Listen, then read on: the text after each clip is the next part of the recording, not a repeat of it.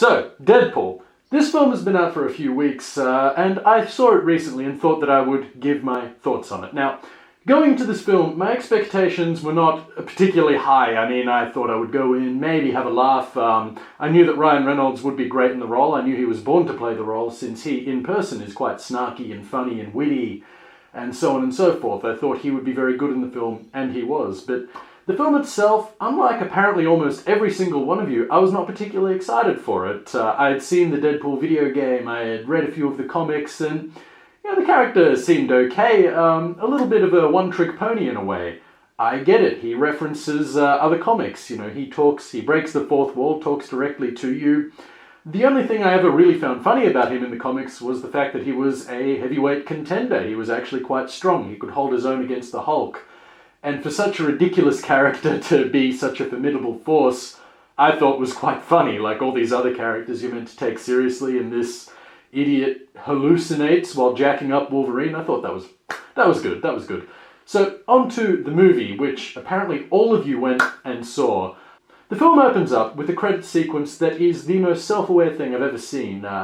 Starring an angsty teenager, a gratuitous cameo, which we all probably knew was Stan Lee, and it did turn out to be Stan Lee, but we'll get to the self-reference later. The film started out with that, and from then on, entered into this very self-referential fare where Ryan Reynolds' character, Wade Wilson, sorry, I get those two mixed up, funny about that, enters into this affair with this fellow female assassin, and things happen so quickly, they make cute sci-fi references together, until he ends up getting cancer, and ends up, through a government agency, being given powers, although in the process he is tortured, burned, and scarred.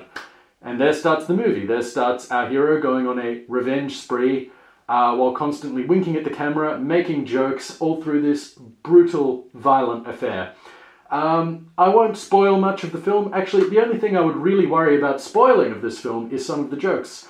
But what I will say is this film is very funny. The jokes do hit home. And the fact that the film is so bloody and so violent makes it even funnier in a way.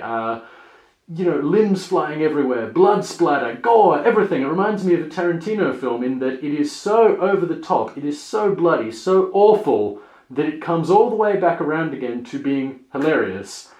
For my best example of that, see Sam Jackson's speech in The Hateful Eight and thank me later. So yeah, the film is quite funny, but something I touched on before that I really want to talk about some more is that the film is self-referential, and I think resembles a real milestone in terms of comic book films. Now, comic book films over the last 15-ish years, I would say since either the first Blade movie or the first X-Men movie, have become huge. Heaps of them released every week. It's the new thing. People go and see them. I think it's a good thing. I think these films can be very inventive. They seem to vary a lot. Some good, some bad, some worth seeing, some not. Maybe it will peter out, but at this point it is going strong with momentum across Marvel and DC. So the self-referential comic book films did start a little bit with The Watchmen and a little bit more with Kick-Ass, but it's never quite reached the zenith that is Deadpool, where jokes are made at the expense of studios not having the rights to certain characters, stuff like that. Jokes are made about Hugh Jackman, jokes are made about Deadpool's previous appearance in a pretty ordinary Marvel film. And it's just assumed that a mainstream audience is going to get these jokes, which is a really big deal in a way. So obviously comics got up to this self-referential stage a long time ago. Deadpool as a character has been like this since I would guesstimate the 90s, making jokes at the expense of other comics, but it seems like the films have caught up. It seems like filmmakers can now assume that audiences have seen comic book films, that they know the score. And for that reason, these jokes in this movie wouldn't have worked 20 years ago, where there just wasn't that frame of reference, where they would have been too esoteric for a mainstream audience. Now, what this film's reminding me of is two other genres in particular. Well, what this film is doing to the superhero film genre reminds me of two other genres in particular, and one of them is the horror genre, particularly the slasher genre within horror films, where from the late 70s through the 80s, we see countless sequels. Friday, The Nightmare of the 13th, Halloween, Hellraiser, whatever. We see sequel after sequel after sequel, after sequel after sequel after sequel, all doing the same thing. And so that got to a point where films like Scream or New Nightmare, or more recently Cabin in the Woods, became possible, where a film could reference other horror films while being a horror film itself and expect the audience to know exactly what it's talking about. Another example, the Western genre. Another more prolonged example, mind.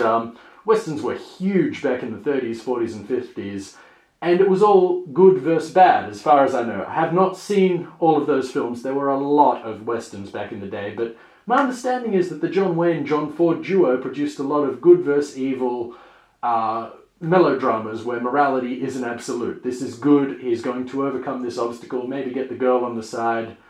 And it was all like that until the 60s and 70s, where Sam Peckinpah, Clint Eastwood, and Sergio Leone, I would argue, although that's spaghetti western, started making more cynical westerns where violence wasn't seen as a good thing and the main characters were anti-heroes.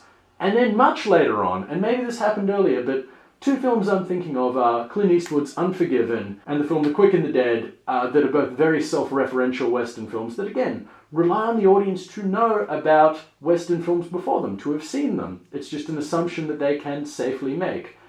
So to draw it back to the comic book films, Deadpool represents, as far as I know, the first film that can just safely assume that you're going to be in on these jokes, that jokes about Hugh Jackman are going to hit home, that we all know that he's played the Wolverine for many years and that he's very Australian.